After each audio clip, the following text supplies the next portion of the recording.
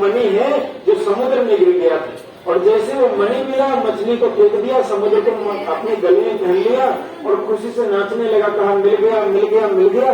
अच्छा, जो चोर सोने का थैला चोरी किया था वो भी वहीं पे था, उसको लगा कि ये कह रहा है कि हमारा थैला मिल गया, तो अपना थैला वहीं पे छोड़ा और भाग गया। तो वो तो भागा और ये थैला इनको फिर से मिल गया, अब वो मणि भी मिल गया, थैला भी मिल गया। अर्जुन देखा, बड़ा आश्चर्यचकित हुआ और आके उनके बाद वो तो घर चला गया। और अर्जुन भगवान कृष्ण से कहता है, हे कृष्ण, आपने सही कहा था, जो कार्य इस संसार में जिस विधि से होना होता है वो उसी विधि से होता है, लेकिन सब कुछ विधि विधान तब काम करेगा जब हमको मनुष्य का शरीर मिलेगा, और यही नहीं मिलेगा तो कौन सा विधि काम करेगा।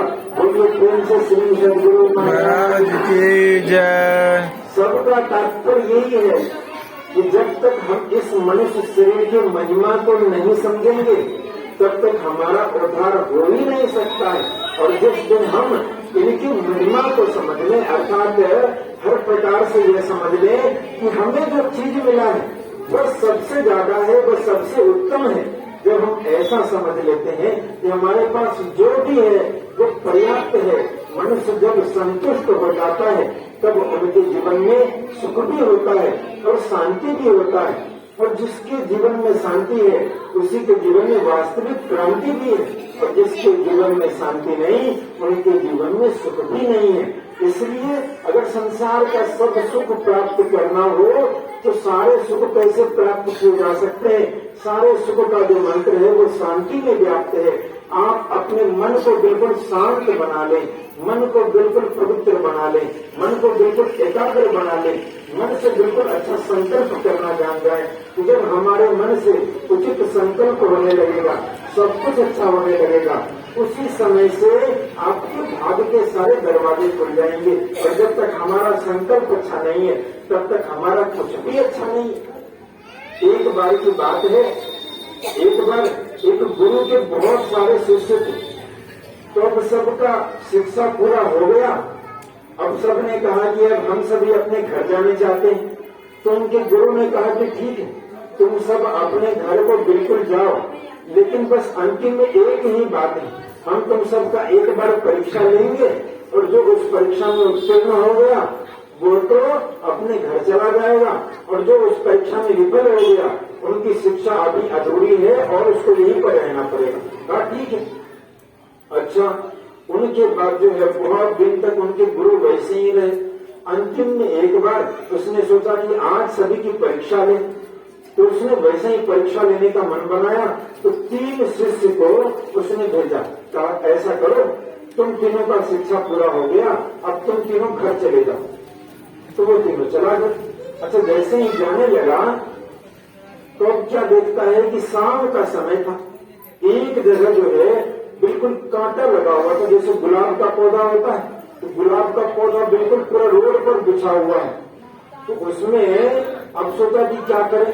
तो 2 जो शिष्य हैं, तो 2 शिष्य गुलाब के पौधों को पार करके चला गया बगल से, कि चलो ये पौधा है इनको छोड़ देते हैं बगल से, क्योंकि हमें लेट हो जाएगा, इस पौधों को झंझट में कौन पड़े। और तीसरा जो शिष्य था वो क्या किया, वो उस पौधों को सोचा कि देखो ये गुलाब का पौधा यहाँ पर है, हम आए हैं तो हमको कांटा लग जाएगा, हमारे पास जितने आदमी आएंगे तो वो सबको कांटा ना करे, इसलिए वो हटाने लगा।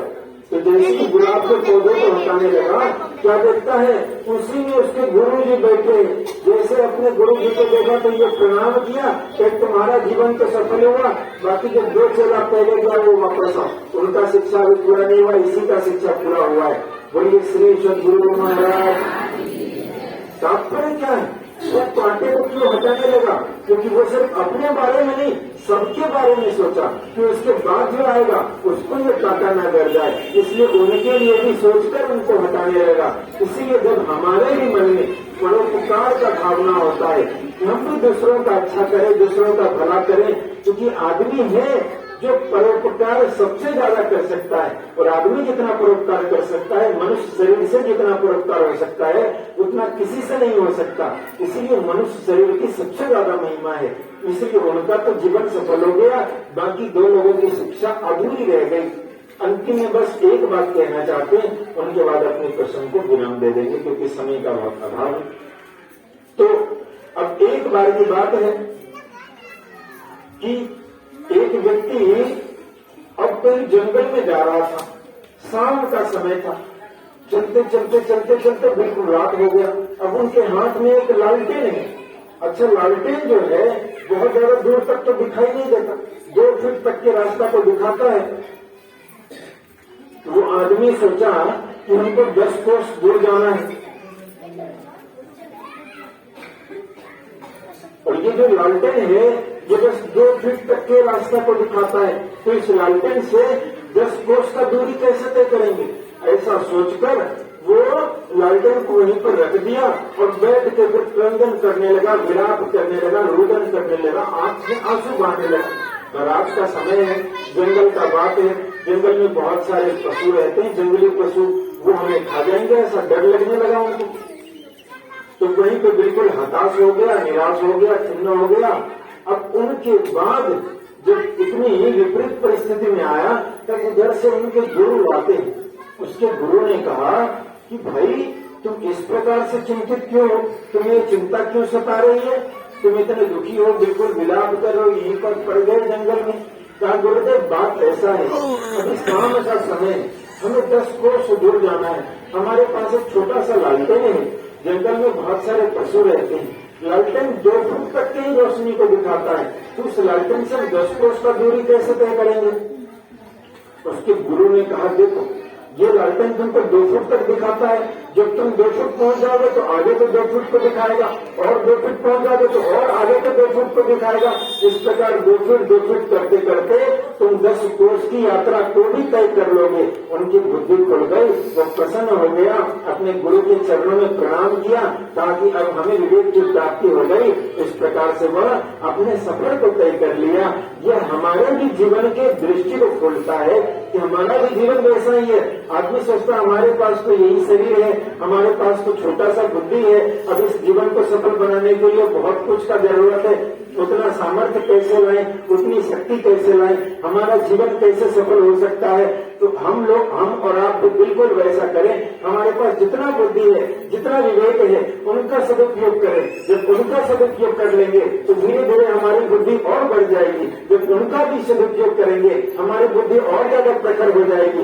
इसी प्रकार से जब हम उच्च बुद्धि का प्रयोग करते रहेंगे, धीरे धीरे धीरे धीरे एक दिन हमारे पास उतनी ही बुद्धि हो जाएगी जब हम इसी बुद्धि से अपने आत्मा का भी दर्शन कर पाएंगे, अपने जीवन को भी सफल बना पाएंगे, और इसमें हमें इस जीवन का परम लाभ प्राप्त हो जाएगा। प्रेम से बोलिए श्री सद्गुरु महाराज की जय। तो सबका तात्पर्य इतना ही है कि सब कुछ इस शरीर से प्राप्त हो सकता है, लेकिन बस अपने आप को जगाना है, अपने आप को जानना है। जब हम अपने आप को जागरूक करने के लिए, अपने आप को जगाने के लिए सही दिशा में प्रयत्न करते हैं, तब हमारा जीवन सफल और सार्थक हो जाता है, और इस संसार की बड़ी से बड़ी उपलब्धियां भी मनुष्य के लिए संभव हो जाती है। बस सिर्फ इतना करना है कि हम सिर्फ सही दिशा में चले। अहम एव स्वयं इदम वदामि दुष्टम देवेति उत्तमान सेवी जम कामयतम तम उग्रम पूर्णम तम ब्रह्मांडम तम ऋषिम तम सुमेधाम।